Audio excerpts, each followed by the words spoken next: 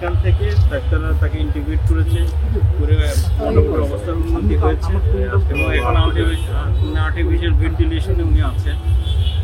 ওনার ব্রেনের যে অবস্থা হচ্ছে, ডান দিক থেকে কানের দিক থেকে গুলি লেগে বাম দিক দিয়ে বের হয়ে গেছে এবং বুলেট ইঞ্জুরির যে ক্রাইটেরিয়া, মানে এটার ধরন হলে যেদিক দিয়ে ঢোকে সেটা ছোট, কিন্তু বের হয়ে যাওয়ার সময় বড় ইঞ্জুরি হয়, সেটা হয়েছে।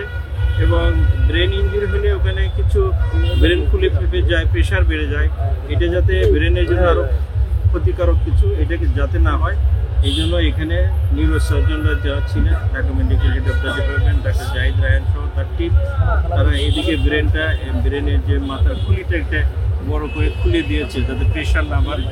এবং কিছু রক্তক্ষরণ হচ্ছিল, তারপরেও নাক দিয়ে গলা দিয়ে সেগুলো নাক কান গলার ডাক্তাররা টিমে ছিলেন, সেগুলো বন্ধ করে ব্লাড প্রেশার মোটামুটি মেনটেন করে আমরা ওনাদেরকে পাঠাইছি। আমাদের সরকারি সিদ্ধান্ত ছিল যে ওনাকে আমরা সম্মিলিত সামরিক হাসপাতালে নিয়ে যাব, কিন্তু ওনার পরিবারের পক্ষ থেকে, বিশেষ করে তার ভাই,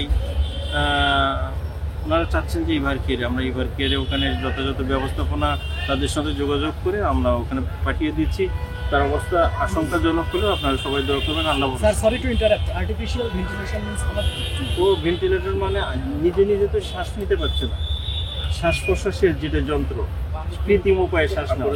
হ্যাঁ, অপারেশন হয়েছে, কিন্তু তাকে তো শ্বাস প্রশ্বাস নেওয়ার জন্য ব্যবস্থা রাখতে কতটা আশা রাখতে, এটা এক্স্যাক্টলি বলা যাচ্ছে না, কিন্তু অবস্থা হচ্ছে আশঙ্কাজনক।